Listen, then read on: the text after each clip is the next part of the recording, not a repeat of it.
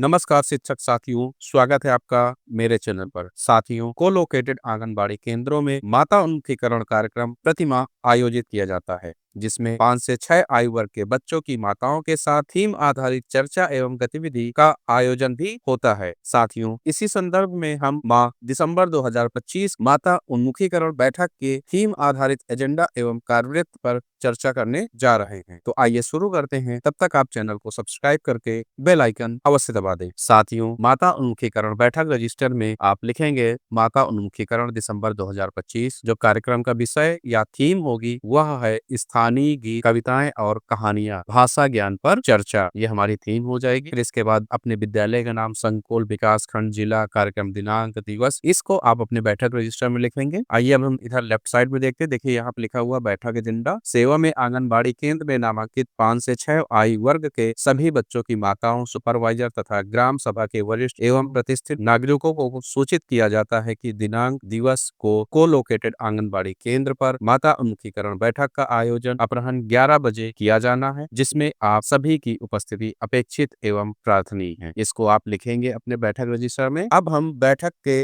Agenda बिंदु को देख लेते हैं। पहला बिंदु है नवंबर माह की गतिविधि पर चर्चा करेंगे हम। मौखिक भाषा विकास क्या है, वह क्यों आवश्यक है, उस पर चर्चा करेंगे। तीसरा बिंदु है मौखिक भाषा विकास से संबंधित गतिविधियां, इस पर चर्चा करेंगे। चौथा है स्थानीय गीत, कविताओं और कहानियों का भाषा सीखने में महत्व। पांचवा बिंदु है माताओं द्वारा घर में कराई जाने वाली गतिविधियों पर चर्चा। छठा बिंदु है घर में कलात्मक गतिविधियां। सातवां बिंदु है समग्र विकास की दिशा में माता उन्मुखीकरण की भूमिका पर चर्चा।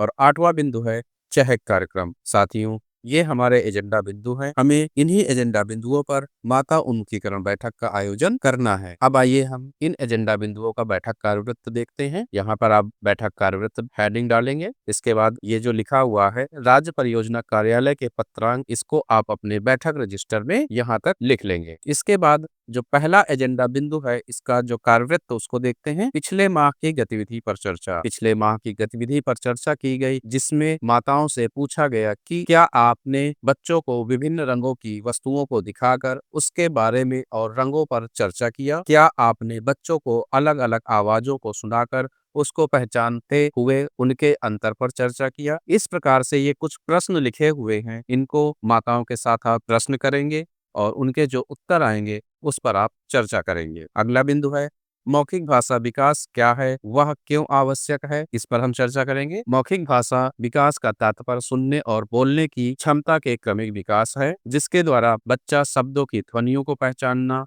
शब्दावली का निर्माण करना, प्रभावी ढंग से संवाद करना आदि सीखते हैं। तो यहाँ कुछ बिंदु लिखे हुए हैं, आप इन बिंदुओं को माताओं के साथ चर्चा अवश्य करें। तीसरा बिंदु है भाषा के आयाम। मौखिक भाषा, पठन, डिकोडिंग और लेखन, इन बिंदुओं को आप चर्चा करेंगे माताओं के साथ। जैसे पहला है मौखिक भाषा, शब्दों को बोलकर विचारों, भावनाओं को व्यक्त करने की प्रक्रिया है। पठन, शब्दों को पढ़ना और उसके अर्थ को समझने की प्रक्रिया है। डिकोडिंग, शब्द की ध्वनियों को पहचानना और उसे जोड़कर पढ़ने की प्रक्रिया है। इसके बाद है लेखन, विचारों, भावनाओं को लिखित रूप से व्यक्त करने की प्रक्रिया है। आदि बिंदुओं पर माताओं एवं अभिभावकों से विस्तार पूर्वक चर्चा की गई। अब चौथा बिंदु हम देखते हैं यहाँ पर मौखिक भाषा विकास से संबंधित गतिविधियां। आप कौन कौन सी बच्चों के साथ गतिविधियां कर सकते हैं, उस पर चर्चा करेंगे। मौखिक भाषा की गतिविधियां बच्चों के शाब्दिक भाषा विकास में अत्यंत महत्वपूर्ण भूमिका निभाती हैं।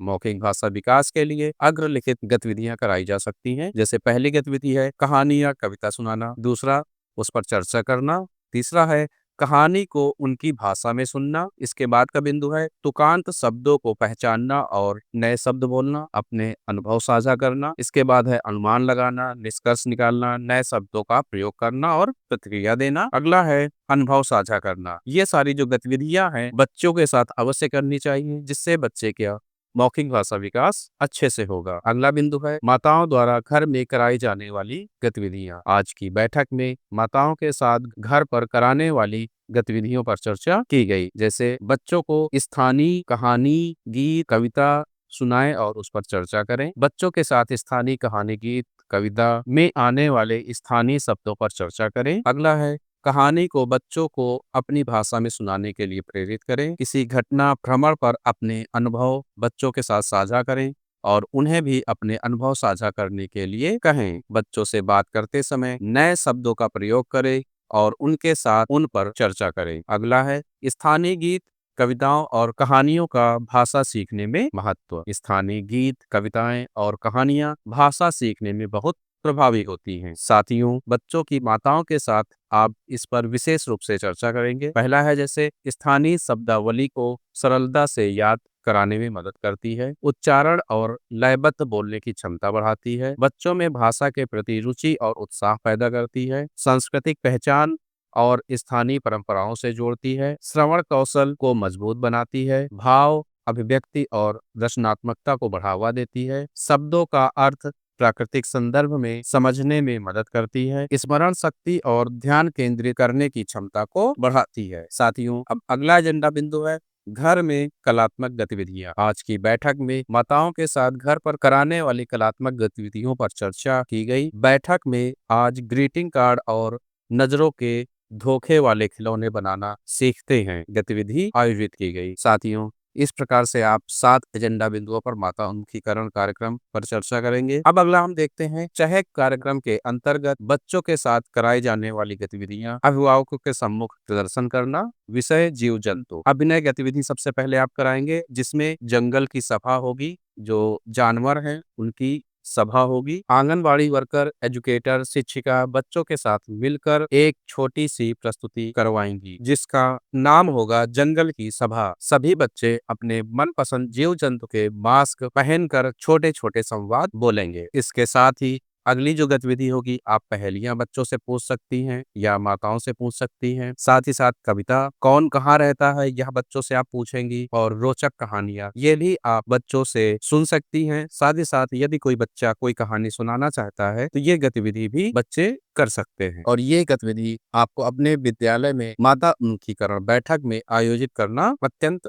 अनिवार्य है। गतिविधि का विवरण। आंगनबाड़ी वर्कर, एजुकेटर, शिक्षिका, अभिभावकों में से किसी को बुलाकर बच्चों को गोल घेरे में बैठाकर ये गतिविधि करा सकती हैं। ये जो उपर्युक्त पहेलियां, कविता, कौन कहाँ रहता है, रोचक गतिविधियां, ये इस गतिविधि विवरण के अनुसार आपको कराना है। अगला है समग्र विकास की दिशा में माता उन्मुखीकरण की भूमिका पर चर्चा। माता उन्मुखीकरण बैठकें एक संवाद मंच की तरह है, जहां माताओं को विभिन्न पहलुओं पर जानकारी दी जाती है, जैसे पोषण, स्वास्थ्य एवं टीकाकरण, स्वच्छता, भाषा विकास, मनोवैज्ञानिक समझ, बाल संरक्षण एवं अधिकार, सरकारी योजनाओं की जानकारी जैसे पोषण ट्रैकर, मिशन लाइफ आदि की पर चर्चा की गई। उपरोक्त एजेंडा बिंदुओं पर विस्तार से चर्चा के उपरांत बैठक में उपस्थित माताओं, अभिभावकों को धन्यवाद ज्ञापित कर आगामी कार्यक्रम में उपस्थित होने का आग्रह करते हुए सूक्ष्म जलपान के पश्चात कार्यक्रम समाप्ति की घोषणा की गई। साथियों, इस प्रकार से आप अपने विद्यालय में माता उन्मुखीकरण बैठक माह दिसंबर की बैठक को आयोजित कर सकते हैं। साथियों, आशा करते हैं कि मेरे द्वारा साझा की गई माता उन्मुखीकरण बैठक एजेंडा एवं बैठक कार्यवृत्त आपको अपने विद्यालय में बैठक आयोजित करने में हेल्पफुल करेगा। साथियों, यदि आपको मेरी वीडियो पसंद आती है तो कृपया वीडियो को लाइक करें, शिक्षक साथियों के साथ शेयर करें। साथ ही साथ यदि कोई सुझाव है तो कमेंट बॉक्स में जरूर बताएं। धन्यवाद। मिलते हैं अगले वीडियो में।